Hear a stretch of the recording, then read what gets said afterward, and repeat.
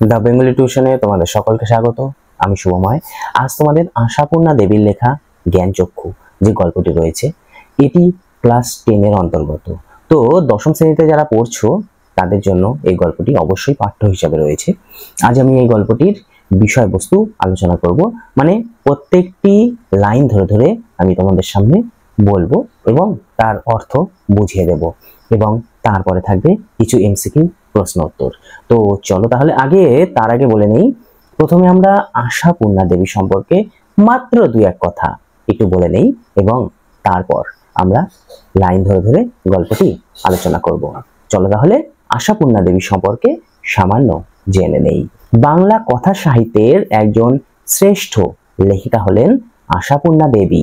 আশাপূর্ণা দেবী 1908 খ্রিস্টাব্দে জন্মগ্রহণ করেছিলেন। তিনি মূলত নারীদের জীবন, অভিজাত পরিবার, মধ্যবিত্ত পরিবেশ এবং নারী মননের যে মনস্তত্ত্ব সেগুলির উপরেই বেশি জোর দিয়েছিলেন। এছাড়াও আরেকটি জিনিস তার লেখায় খুব সুন্দরভাবে ফুটে উঠত, সেটি হলো পারিবারিক জীবনযাত্রার নানা অসঙ্গতির কথা। মাত্র 13 বছর বয়সে তার প্রথম রচনার প্রকাশ ঘটিয়েছিলেন শিশু সাথী নামক একটি পত্রিকায়। তার প্রথম প্রকাশিত গ্রন্থটি হলো ছোট ঠাকুরদার কাশী যাত্রা। গ্রন্থাকারে তার প্রথম প্রকাশিত উপন্যাসটির নাম হলো প্রেম ও প্রয়োজন। আশাপূর্ণা দেবী বেশ কয়েকটি উপন্যাসও লিখেছিলেন। সেই উপন্যাসগুলির মধ্যে কয়েকটি উল্লেখযোগ্য উপন্যাসের নাম আমরা বলে নেব। সেগুলি হলো সোনার হরিণ, সুবর্ণলতা, শশীবাবুর সংসার, মিত্তির বাড়ি, প্রথম লগ্ন, প্রথম প্রতিশ্রুতি, বকুল কথা ইত্যাদি উল্লেখযোগ্য, মানে এগুলি হলো তার উপন্যাস। এছাড়াও তিনি বেশ কয়েকটি ছোট গল্প লিখেছিলেন। তো আশাপূর্ণা দেবীর সম্পর্কে আমরা মোটামুটি দু চারটে কথা বললাম। আরেকটি জিনিস জেনে রাখা ভালো, আশাপূর্ণা দেবী 1995 খ্রিস্টাব্দে পরলোক গমন করেছিলেন। আর আমাদের এই আলোচ্য যে এই গল্পটির মূল গ্রন্থ ছিল, সেই মূল গ্রন্থ হলো কুমকুম গল্প সংকলন।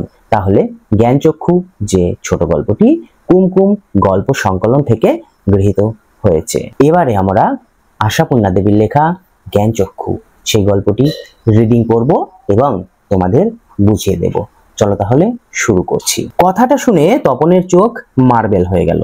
নতুন মেসোমশাই, মানে যার সঙ্গে এই কদিন আগে তপনের ছোট মাসির বিয়ে হয়ে গেল দেদার ঘটা পটা করে, সেই তিনি নাকি বই লেখেন, সেসব বই নাকি ছাপাও হয়। অনেক বই ছাপা হয়েছে মেসোর।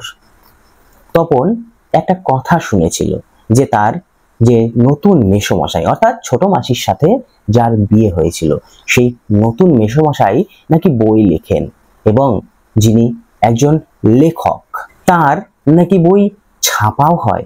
অর্থাৎ তপনের ছোট মেসোমশাই এক কথায় একজন বড় মাপের লেখক। তার মানে তপনের নতুন মেসোমশাই একজন লেখক, সত্যিকারের লেখক। জলজ্যান্ত একজন লেখককে এত কাছ থেকে কখনো দেখেনি তপন। দেখা যায় তাই তো জানতো না, লেখকেরা যে তপনের বাবা, ছোট মামা বা মেজো কাকুর মতো মানুষ, এ বিষয়ে সন্দেহ ছিল তপনের। দেখো, তপন এতদিন হয়তো ভেবে আসছিল যে যারা লেখে তাদের হয়তোবা অন্য কোনো চরিত্রগত বৈশিষ্ট্য থাকে, বা তারা হয়তো অন্যরকম দেখতে, বা তারা একটু আলাদা প্রকৃতির মানুষ হয়ে থাকে।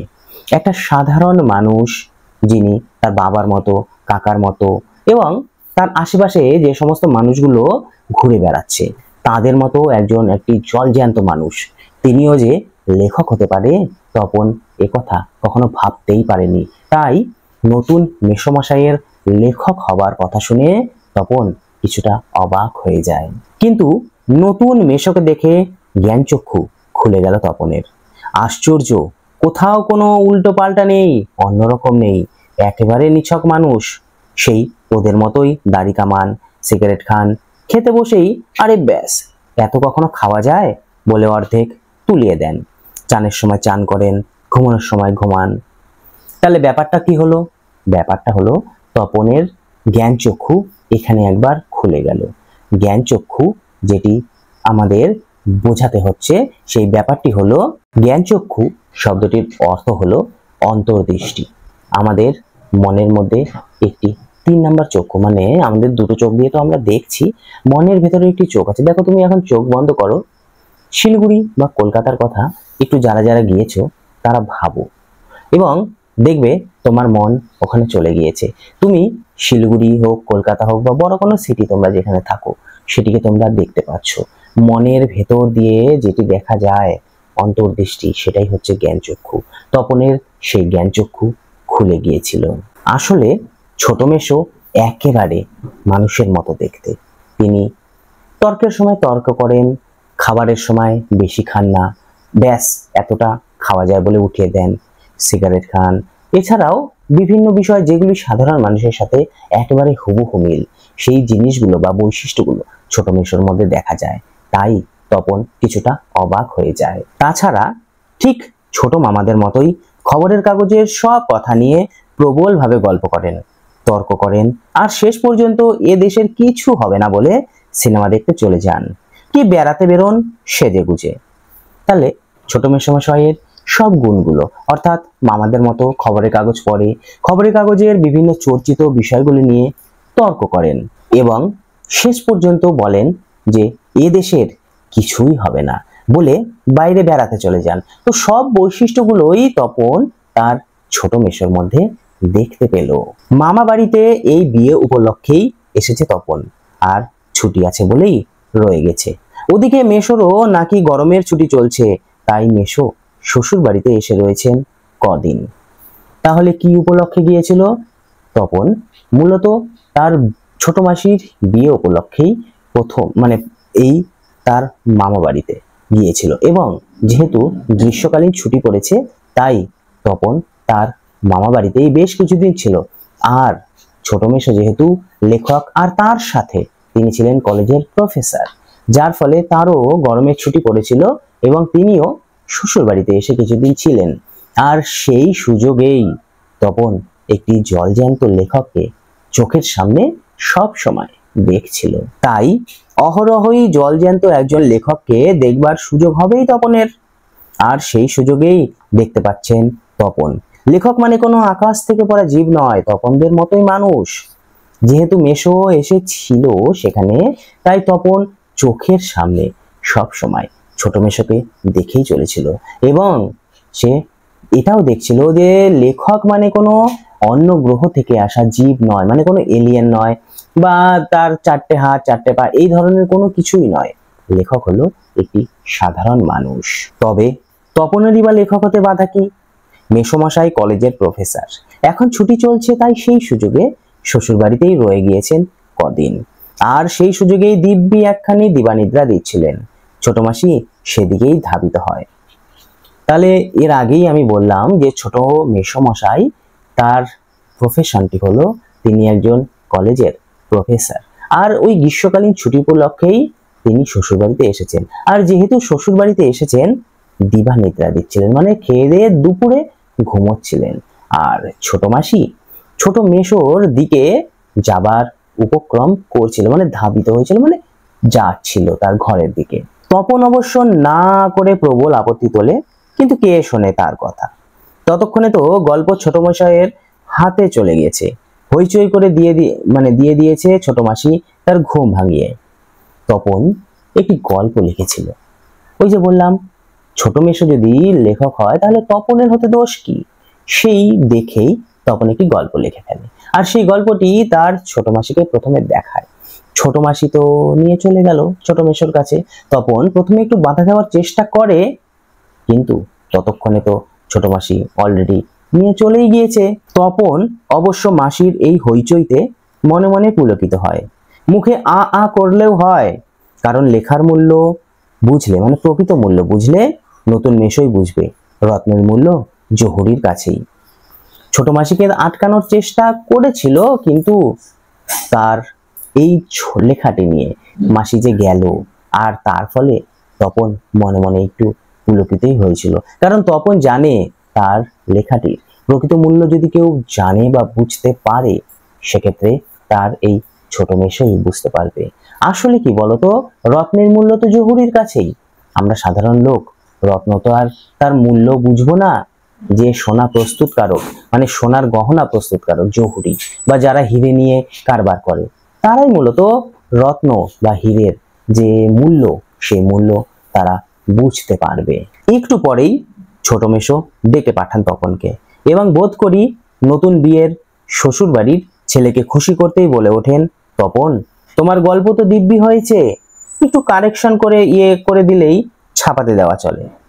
দেখো, নতুন বিয়ে হয়েছে, ছোট মেশো নতুন এসেছে, সেখানে তার একটি প্রভাব রাখার জন্যই বলো বা দয়া করেই বলো বা নিজের প্রভাব প্রতিপত্তি দেখানোর জন্যই বলো, মেশো সেই লেখাটি দেখে তপনকে ডাক দিল এবং বলল, তপন, তোমার লেখাটি তো বেশ ভালোই হয়েছে, আমি পড়ে দেখেছি, একটু শুধু যদি কারেকশন করে দেওয়া যায় তাহলেই সেই গল্পটি ছাপাতে দেওয়া যাবে। তপন প্রথমটা ভাবে ঠাট্টা, কিন্তু যখন দেখে মেশোর মুখে করুণার ছাপ তখন আহ্লাদে কাঁদো কাঁদো হয়ে যায়। তাহলে বাপু তুমি ওই গল্পটা ছাপিয়েই দিও, মাসি বলে, মেশোর উপযুক্ত কাজ হবে সেটা। তপন প্রথমে ভেবেছিল যে মেশো হয়তো তার সাথে কি আর কি করছে, ঠাট্টা করছে, কিন্তু যখন দেখতে পেল যে মেশো সত্যি সত্যি সিরিয়াস ভাবে বলছে ব্যাপারটি, তখন তপনের চোখ মুখ দিয়ে একটু কাঁদো কাঁদো ভাব যেন ফুটে ওঠে এবং ছোট মাসি তখনই বলেছিল, তাহলে তুমি একটা কাজ করো না, তোমার তো একটু চেনাশোনা রয়েছেই, তুমি একটু কথা বলে যদি গল্পটি একটু ছাপানোর ব্যবস্থা হয়, ছোট মেশোর একটি দারুণ কাজ হবে, মানে তোমার একটি ভালো কাজ হবে, শ্বশুরবাড়িতে তোমার দাম বাড়বে, তোমার কথা শ্বশুরবাড়িতে বেশি করে প্রচারিত হবে যদি এই কাজটি তুমি করতে পারো। এটি ছোট মাসি একটু রিকোয়েস্ট করেছিল তার স্বামীকে। মেশো তেমনি করুণার মূর্তিতে বলেন, তা দেওয়াই যায়, আমি বললে সন্ধ্যা তারা সম্পাদক না করতে পারবে না, ঠিক আছে তপন, তোমার গল্প আমি ছাপিয়ে দেব। তখন তার মেশো করুণার মূর্তিতে মানে একটু সিম্প্যাথিক সুরে বলেছিল যে ঠিক আছে, আমি সন্ধ্যা তারা পত্রিকার সম্পাদককে বলে দেব। আমি বললে তিনি তো না করতে পারবেন না, কারণ সেখানে আমার নিত্য প্রয়োজন, মানে নিত্য যাতায়াত এবং তার সাথে আমার ভালো খাতির, আমি বললে সে না করতে পারবে না। বিকেলে চায়ের টেবিলে ওঠে কথাটা, আর সবাই তপনের গল্প শুনে হাসে, কিন্তু মেশো বলেন, না না, আমি বলছি, তপনের হাত আছে, চোখও আছে, নচেত এ বয়সে ছেলেমেয়েরা গল্প লিখতে গেলেই তো হয় রাজা রানীর গল্প লেখে, নয়তো খুন জখম অ্যাক্সিডেন্ট অথবা না খেতে পেয়ে মরে যাওয়া, এইসব মাল মশলা নিয়ে বসে। তপন যে সেই দিকে যায়নি, শুধু ওর ভর্তি হওয়ার দিনের অভিজ্ঞতা আর অনুভূতির বিষয় নিয়ে লিখেছে, এটা খুব ভালো, ওর হবে। এটা তো গেল মূলত দুপুরের পরের ঘটনা, এর আগের ঘটনাটি, মানে যখন ঘুমোচ্ছিল দিবানিদ্রা। এবার বিকেলবেলা চায়ের টেবিলে সবাই যখন বসে সন্ধ্যার আগে আগে, সেই সময়টিতে আবার এই প্রসঙ্গটি উঠলো। সবাই তো হাসছিল, বাড়ির সবাই, কিন্তু মেশো বলল, না, তোমাদের হাসার কোনো কারণ নেই এখানে, তপনের বয়সী যে সমস্ত ছেলে মেয়েরা রয়েছে, তপনের বয়সী মানে তপন ওই ধরো তোমাদের মতোই বয়সী, 9-10-এ পড়া বয়সী, অর্থাৎ 14-15 বছর বয়স, তো সেই 9-10-এ পড়া একটা ছেলে, সে এই দিকে না গিয়ে, মানে খুন জখম অ্যাক্সিডেন্ট বা মনে করো রাজা রানীর গল্প, এইদিকে না গিয়ে সে যে তার প্রথম দিনের অভিজ্ঞতা নিয়ে গল্পটি লিখেছে, এটি তো একটি ভালো দিক। তপন বিহল দৃষ্টিতে তাকায়, মানে তপন কিছুটা অবাক হয়ে মেশোর দিকে তাকায় যে মেশো আমার জন্য এত কিছু বলছে, আমাকে নিয়ে এত চিন্তা করেছে মেশো।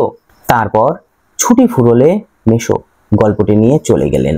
তপন কৃতার্থ হয়ে বসে বসে দিন গোনে, এই কথাটাই ভাবছে তপন রাত দিন। ছেলেবেলা থেকেই তো রাশি রাশি গল্প শুনেছে তপন, আর এখন বস্তা বস্তা পড়ছে, কাজেই গল্প জিনিসটা যে কি সেটা জানতে তো আর বাকি নেই। এই যে মেশো বলল যে তপনের হবে, তপনের হাত আছে লেখার, এই কথাগুলি যেন তপন দিন রাত বসে বসে ভাবছে। এতদিন তো চাপে পড়ে গল্প পড়তে হয়েছে, আর এখন সে গল্প লেখা শুরু করেছে। শুধু এটাই জানা ছিল না সেটা এমনি সহজ মানুষ লিখতে পারে, নতুন মেশোকে দেখে জানলো সেটা। তবে আর পায় কে তপনকে? দুপুরবেলা সবাই যখন নিথর নিথর, তপন আস্তে আস্তে এই একটি খাতা, হোম ট্যাক্সের খাতা আর কি, বিয়ে বাড়িতেও যেটি মা না নিয়ে ছাড়েনি, আর কলমটি নিয়ে 3 তলার সিঁড়িতে উঠে গেল। আর তোমরা বিশ্বাস করবে কিনা জানি না, এক আসনে বসে লিখেও ফেললো আস্ত একটা গল্প। যখন মেশো তার একটু তারিফ বা তার একটু প্রশংসা করে বলেছিল যে তপনের হবে, তপন একটি ভালো লেখক হবে, তো কে আর পায় তপনকে? তপন এখন দিনরাত শুধু ওই লেখার কাজেই মশগুল হয়ে থাকে। দুপুরবেলা যখন সবাই ঘুমোচ্ছিল, তপন তার হোম টাস্কের খাতাটা, যেটি তার মামা বাড়িতেও তার মা নিয়ে এসেছিল মানে হোম টাস্ক করার জন্য, সেটি নিয়ে উপরে উঠে যায় এবং সেখানে গিয়ে বসে ওয়ান সিটিং এ মানে একবার বসেই একটি আস্ত গল্প লিখে ফেলেছিল। লেখার পর যখন পড়লো, গায়ে কাঁটা দিয়ে উঠলো তপনের, মাথার চুল খাড়া হয়ে উঠলো। এ কি ব্যাপার, এই যে সত্যি হুবহু গল্পের মতো লাগছে, তার মানে সত্যি একটা গল্প লিখে ফেলেছে তপন, তার মানে তপনকে এখন লেখক বলা চলে। নিজের গল্প নিজেই পড়লো, নিজেই পড়ে যখন দেখলো এ তো হুবহু গল্পের মতোই লাগছে, অতএব আমিও একজন বড় লেখক হয়ে গেলাম। হঠাৎ ভয়ানক একটা উত্তেজনা অনুভব করে তপন, আর দুধ দাঁড়িয়ে নিচে নেমে এসে ছোট মাসিকেই বলে বসে, ছোট মাসি একটা গল্প লিখেছি। দেখো, এর আগের বার ছোট মাসিকেই সে প্রথম দেখিয়েছিল, ছোট মাসি তার মেশোর কাছে নিয়ে গিয়েছিল, এবারও তাই প্রথমে নিচে নেমে এসে সে তার ছোট মাসিকেই বলেছিল, মাসি আমি একটা গল্প লিখে ফেলেছি। ছোট মাসি ওর চিরকালের বন্ধু, বয়সে বছর 8 বড় হলেও সমবয়সী, কাজেই মামা বাড়ি এলে সবকিছুই ছোট মাসির কাছে, তাই এই ভয়ানক আনন্দের খবরটা ছোট মাসিকেই সর্বাগ্রে দিয়ে বসে। তপন যখন মামা বাড়িতে আসে, ছোট মাসি তার একমাত্র বন্ধু, তার সাথেই তার সখ্যতা, তার সাথেই তার মেলামেশা, আর তার থেকে মোটামুটি 8 বছরের বড় ছিল। 8 বছরের বড় হলে কি হবে, ছোট মাসিকেই সে বন্ধু হিসাবে গ্রহণ করেছিল, আর সেই কারণেই তপন প্রথমে নেমে এসে ছোট মাসিকেই সেই কথা বলেছিল। তবে বিয়ে হয়ে ছোট মাসি যেন একটু মুরব্বি মুরব্বি হয়ে গেছে, তাই গল্পটা সবাই না পড়েই মানে সবটা না পড়েই একটু চোখ বুলিয়েই বেশ পিঠ চাপড়ানোর সুরে বলে, ও মা এ তো বেশ লিখেছিস রে, কোনোখান থেকে টুকলিফাই করিসনি তো?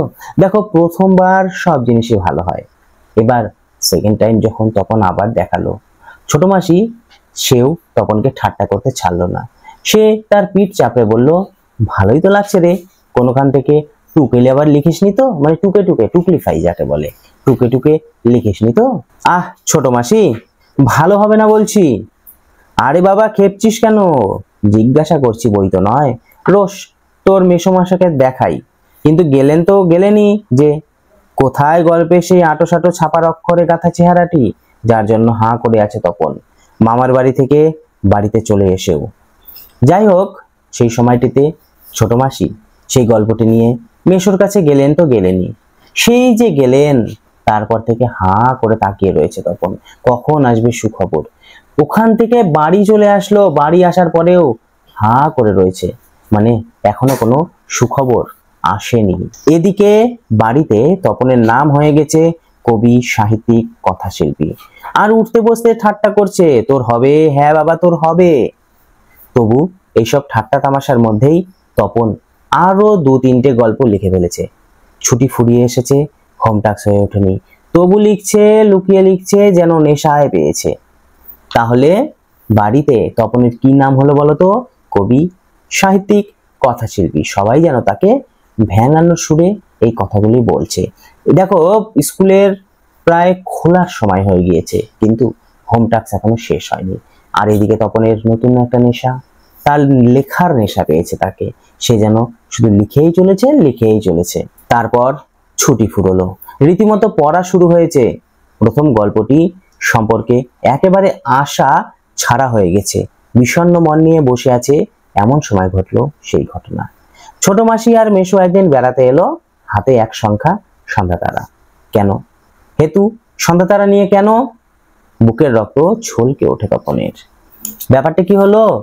ছুটি তো শেষ হয়ে গেল, রীতিমতো আবার পড়া শুরু হলো। সব কথা প্রায় ভুলেই গিয়েছিল তখন। হঠাৎ একদিন ছোট মাসি, মেশো তাদের বাড়িতে আসলো। মেশোর হাতে সন্ধ্যা তারা পত্রিকার একটা কপি ছিল। তপনের তো দেখেই বুকের রক্ত যেন ছলকে উঠলো, মানে দেখবে হার্টবিট তার বেড়ে যায়। এখন ধরো তোমরা যে ক্লাসে পড়ছো, তোমাদের স্কুলের প্রিন্সিপাল বলো, হেড স্যার বলো, সে যদি মানে তিনি যদি ধরো তোমাদের বাড়িতে হঠাৎ করে এসে উপস্থিত হয়, তাহলে তোমাদের বুকের রক্ত কেমন করে উঠবে বলো তো? ছলাৎ করে উঠবে। হেড স্যার কেন এলো আমাদের বাড়িতে, প্রিন্সিপাল কেন এলো? তাহলে কি আমার নামে কোনো কমপ্লেন করতে এসেছে? হয়তো এমনি গেছে ঘুরতে, কিন্তু তোমার একটি মনে ভয় কাজ করবেই। তো এই ধরনের জিনিসগুলো তপনের মধ্যেও কাজ করছে। কেন? কারণ কি সন্ধ্যাতারা পত্রিকা কেন এনেছে? এই ধরনের একটা বুকের রক্ত তো আর এমনি এমনি ছলকায়নি, কারণ তো অবশ্যই ছিল। তবে কি সত্যিই তাই? সত্যিই তপনের জীবনের সবচেয়ে সুখের দিনটি এলো আজ? কিন্তু তাই কি সম্ভব? সত্যিকারের ছাপার অক্ষরে তপন কুমার রায়ের লেখা গল্প হাজার হাজার ছেলের হাতে ঘুরবে। পৃথিবীতে এমন অলৌকিক ঘটনাও ঘটে। তা ঘটেছে, সত্যিই ঘটেছে। সূচিপত্রের নামও রয়েছে। প্রথম দিন গল্প, শ্রী তপন কুমার রায়। তাহলে যখন সেই পত্রিকাটি এনেছিল, সেখানকার যে সূচিপত্র রয়েছে, সেই সূচিপত্রে কি লেখা ছিল? তপন কুমার রায়, আর তার গল্পের নাম কি? প্রথম দিন। এটি দেখে তপনের ভেবেছিল তপন যে আজকেই আমার জীবনের সবচেয়ে সুখের দিন। সারা বাড়িতে শোরগোল পড়ে যায়। তপনের লেখা গল্প পত্রিকায় ছাপা হয়েছে। ওর লেখক মেশো ছাপিয়ে দিয়েছে। পত্রিকাটি সকলের হাতে হাতে ঘুরে। সকলেই একবার করে চোখ বোলায় আর বলে, বারে চমৎকার লিখেছে তো। মেশো অবশ্য মৃদু মৃদু হাসেন, বলেন, একটু একটু কারেকশন করতে হচ্ছে অবশ্য, নেহাত কাঁচা তো। তাহলে তার মেশো যখন লেখাটি দেখিয়েছিল, সারা বাড়িতেই প্রায় শোরগোল পড়ে গিয়েছিল, মানে হই হট্টগোল, এই তপন আমাদের লেখক হয়ে গিয়েছে, এরকম একটা ব্যাপার। তো যাই হোক, পত্রিকাটি সবার হাতে হাতেই ঘোরে, সবাই অবাকই হয়ে যায়। তখন মেশো শুধু একটি ছোট্ট কথা বলেছিল, যে একটু একটু কারেকশন করতে হয়েছে, এবং তারপরেই গল্পটি ছাপানো হয়েছে। মাসি বলে, তা হোক, নতুন নতুন অমন হয়। ক্রমশ ও কথাটা ছড়িয়ে পড়ে, ওই কারেকশনের কথা। দেখো, তুমি হাজারটে ভালো কাজ করো, তোমার কেউ কোনোদিন নাম করবে না। একটা ছোট্ট ভুল তুমি করে ফেলো, ওই ভুলটি ধরেই সবাই তোমাকে খারাপ চোখে দেখবে। এ তো এই কাজটি করেছে, ও তো ওই কাজটি করেছে। এই ভুলটি মানুষ সবসময় খোঁজার চেষ্টা করে। তখন যে এত সুন্দর একটি গল্প লিখে ফেললো, সেটি কারো নজরে পড়লো না। আর কারেকশনের একটু সামান্য কথা বললো, সেটি সবাই ধরে ফেললো। ওই তো কারেকশন করে দিচ্ছে জন্যই তপনের গল্প লেখা হচ্ছে, না হলে কি আর কেউ ছাপাতো? এরকম একটি ব্যাপার চলে এসেছে। মেজো কাকু বলেন, তা ওরকম একটি লেখক মেশো থাকা মন্দ নয়। আমাদের থাকলে আমরাও চেষ্টা করে দেখতাম। ছোট মাসি আত্মপ্রসাদের প্রসন্নতা নিয়ে বসে বসে ডিম ভাজা আর চা খায়, মেশো শুধু কফি খায়। এবার মেজো কাকু, তার বাড়ির সকলেই তাকে এবার একটু অন্য চোখে দেখতে চায়, মানে অন্য চোখে দেখতে শুরু করে, যে এরকম মেশো থাকলে তো আমরাও লিখতাম, আমরাও পারতাম, আমাদেরও মেশো একটু হেল্প করতো, কারেকশন করে দিত। আর ছোট মাসির এদিকে গর্বে বুক যেন ভরে ওঠে, বসে বসে ডিম ভাজা, চা ইত্যাদি খায়। আর মেশো ওসব খায় না, মেশো শুধু কফি খায়। আজ আর অন্য কথা নেই, শুধু তপনের গল্পের কথা, আর তপনের নতুন মেশোর মুহূর্তের কথা। উনি নিজে গিয়ে না দিলে কি আর সন্ধ্যাতারার সম্পাদক তপনের গল্প করে আঙ্গুর দিয়ে ছুতো? তপন যেন কোথায় হারিয়ে যায় এসব কথার মধ্যে। গল্প ছাপা হলে যে ভয়ঙ্কর আহ্লাদটা হবার কথা, সে আহ্লাদ খুঁজে পায় না। তখন মেশোর কৃতিত্বের কথাই ছড়িয়ে পড়ে গোটা বাড়িতে। তপনকে নিয়ে কেউ আর কথাই বলে না। তপনের যে একটু আনন্দ পাওয়ার কথা, আহ্লাদ হওয়ার কথা, সেই জিনিসটা যেন তপনের হারিয়ে যায়। অনেকক্ষণ পরে মা বলেন, কই, তুই নিজের মুখে একবার পড় তো শুনি। বাবা, তোর পেটে পেটে এতক্ষণে বইটা নিজের হাতে পায় তপন। মা বলেন, কই পড়, লজ্জা কি, পড়, সবাই শুনি। তাহলে সবাই যখন ব্যস্ত ছিল, তখন মা বলল, আচ্ছা তুই একটু পড় তো গল্পটা, আমরা শুনি।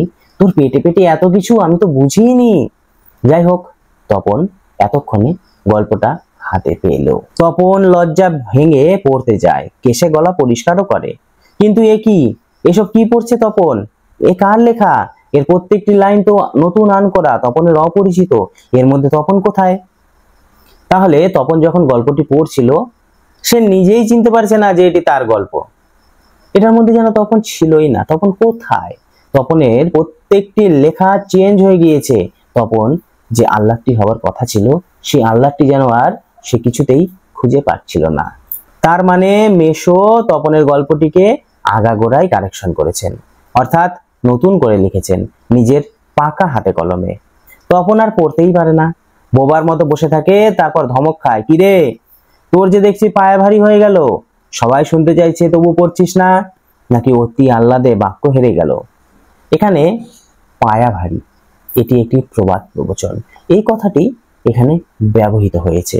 তো যাই হোক, তপন নিজের তো আর এটা লেখা ছিল না, আর নিজের লেখা ছিল না জন্য তপন যেন সেই আহ্লাদটি আর পারছিল না পড়তে, মানে পড়ে যে মানুষের ভালো লাগে সেই ব্যাপারটি আর ছিল না। তখন তাকে একটু এরকম ঠাট্টা সুরে বলেছিল যে পায়ে ভারী মানে অহংকার, তোর তো অহংকার হয়ে গেল রে, কই পড় তো।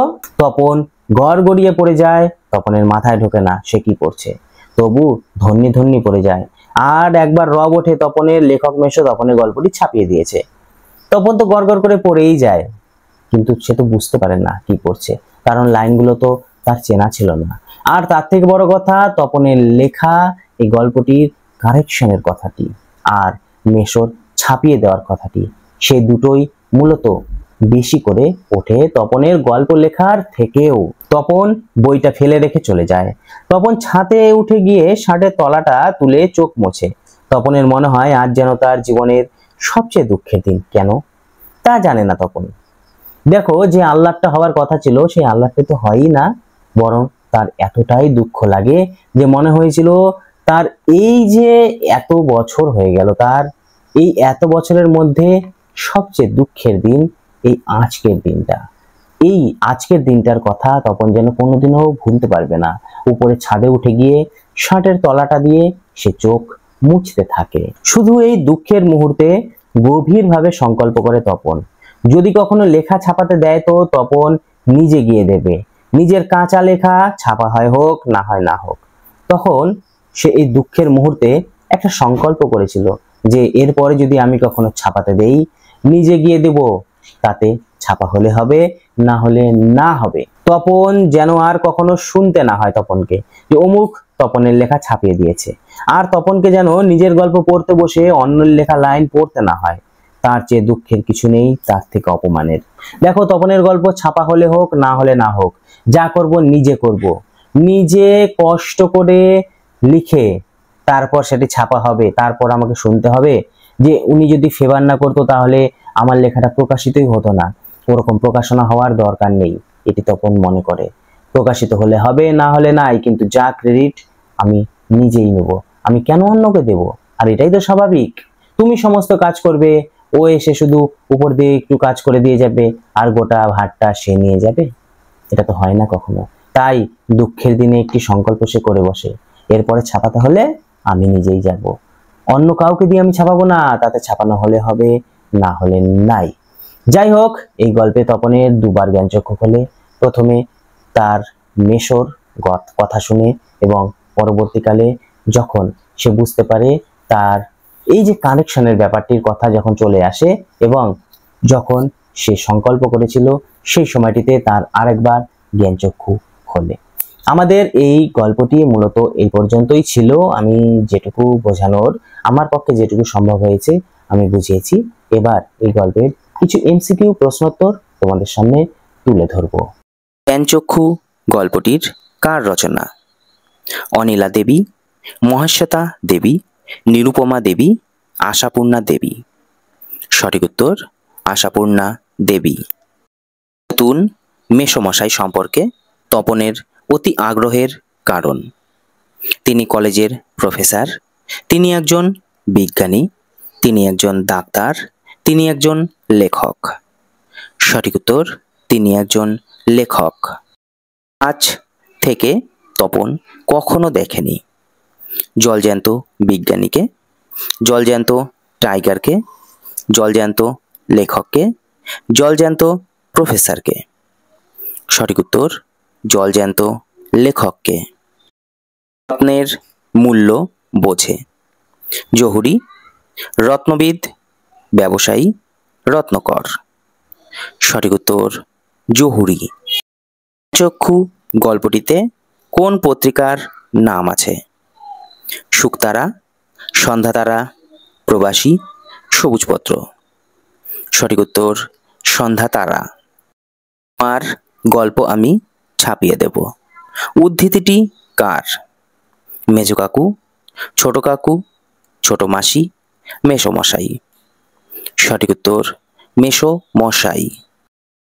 এ বাড়িতেও যেটি মা না আনিয়ে ছাড়েননি, মা কোনটি আনিয়েছেন? গল্পের বই, ছুটির পড়ার বই, হোম টাস্কের খাতা, রচনা লেখার খাতা। সঠিক উত্তর হোম টাস্কের খাতা। ছোট মাসি তপনের চেয়ে কত দিনের বড়? 8 মাসের, 8 বছরের, 9 বছরের, 9 মাসের। সঠিক উত্তর 8 বছরের। মা, এ তো বেশ লিখেছিস রে, কথাটা তপনের মাসি বলেছিল। আনন্দের সুরে, কৌতুকের সুরে, পিঠ চাপড়ানোর সুরে, ঠাট্টার সুরে। সঠিক উত্তর পিঠ চাপড়ানোর সুরে। তপনের কোন গল্পটি সন্ধ্যাতারা পত্রিকায় ছেপেছিল? একদিন, বর্ষার দিন, সেই দিন, প্রথম দিন। সঠিক উত্তর প্রথম দিন।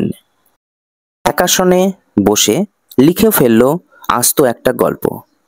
তপন গল্পটা কোথায় বসে লিখল? বারান্দায়, শোয়ার ঘরে, 3 তলার সিঁড়িতে, ছোট মাসির ঘরে। সঠিক উত্তর 3 তলার সিঁড়িতে। তপনকে এখন লেখক বলা চলে। তপনের পুরো নাম কি? শ্রী তপন রায়, শ্রী তপন কুমার শর্মা, শ্রী তপন কুমার রায়, শ্রী তপন কুমার সরকার। সঠিক উত্তর শ্রী তপন কুমার রায়। ক্রমশ ও কথাটাও ছড়িয়ে পড়ে। কোন কথা? তপনের লেখার কথা, তপনের লেখা প্রকাশের কথা, কারেকশনের কথা, লুকিয়ে লুকিয়ে গল্প লেখার কথা। সঠিক উত্তর কারেকশনের কথা। আলোচ্য গল্পে ব্যবহৃত প্রবাদ প্রবচনটি হল: আক্কেল গুরুম, পায়া ভারী, গোবর গণেশ, একাই 100। সঠিক উত্তর পায়া ভারী। তপনের কাছে কোনটা ছিল অপমানের? গল্প পড়তে বসে অন্যের লেখা লাইন পড়া, নিজের গল্পে অন্যের কারেকশন, লেখা ছাপিয়ে দেওয়া, ছোট মাসির মুরব্বি আনা। সঠিক উত্তর গল্প পড়তে বসে অন্যের লেখা লাইন পড়া। তিনি নাকি বই লেখেন, তিনি কোন কারক? কর্তৃকারক, করণকারক, কর্মকারক, সম্বন্ধপদ। সঠিক উত্তর কর্তৃকারক। ওর মেসোমশাইকে দেখাই। মেসোমশাই শব্দটির ব্যাস বাক্য নির্ণয় করো। মেসো ও মশাই, মেসো নামক মশাই, যিনি মেসো তিনি মশাই, মেসোর মশাই। সঠিক উত্তর যিনি মেসো তিনি মশাই। তপনকে এখন লেখক বলা চলে। তপন কোন কারক? কর্তৃকারক, কর্মকারক, করণকারক, সম্বন্ধপদ। সঠিক উত্তর কর্মকারক। অনেক বই ছাপা হয়েছে মেসোর। বাক্যটি অর্থগত বিচারে কোন শ্রেণীর বাক্য? নির্দেশক বাক্য, বিস্ময়সূচক বাক্য, প্রশ্নসূচক বাক্য, কোনোটিই নয়। সঠিক উত্তর নির্দেশক বাক্য। তপন লজ্জা ভেঙে পড়তে চায়। বাক্যটিকে যৌগিক বাক্যে রূপান্তরিত করো। যখন তপনের লজ্জা ভাঙল তখন সে পড়তে চায়। তপন লজ্জা ভেঙে পড়ল। তপন লজ্জা ভাঙল কিন্তু পড়ল। তপন লজ্জা ভাঙল এবং পড়তে গেল। সঠিক উত্তর তপন লজ্জা ভাঙল এবং পড়তে গেল। পৃথিবীতে এমন অলৌকিক ঘটনাও ঘটে। অলৌকিক কোন প্রকার সমাস? কর্মধারয়, নয়ে বহুব্রীহি, নয়ে তৎপুরুষ, দ্বন্দ্ব সমাস। সঠিক উত্তর নয়ে তৎপুরুষ। তপন বিহল দৃষ্টিতে তাকায়। দৃষ্টি সন্ধিবিচ্ছেদ করো। দৃশ যোগ টি, দৃশ যোগ টি, দৃশ যোগ তি, দৃশ যোগ তি। সঠিক উত্তর দৃশ যোগ তি। ছোট মাসি একটা গল্প লিখছি। ছোট মাসি হলো সম্বোধন পদ, সম্বন্ধ পদ, কর্তৃকারক, নিমিত্তকারক। সঠিক উত্তর সম্বোধন পদ। বিকেলে চায়ের টেবিলে ওঠে কথাটা। বিকেলে হলো কর্তৃকারক, কর্মকারক, অধিকরণকারক, সম্বন্ধ পদ। সঠিক উত্তর অধিকরণ কারক। তপনের গল্পটিকে আগাগোড়াই কারেকশন করেছে। বাক্যটিতে সমাসবদ্ধ পদটি হলো তপন, গল্প, আগাগোড়া, কারেকশন। সঠিক উত্তর আগাগোড়া। পৃথিবীতে এমন অলৌকিক ঘটনাও ঘটে। পৃথিবীতে পদটি কোন কারক? অধিকরণ কারক, করণ কারক, কর্মকারক, নিমিত্ত কারক। সঠিক উত্তর অধিকরণ কারক।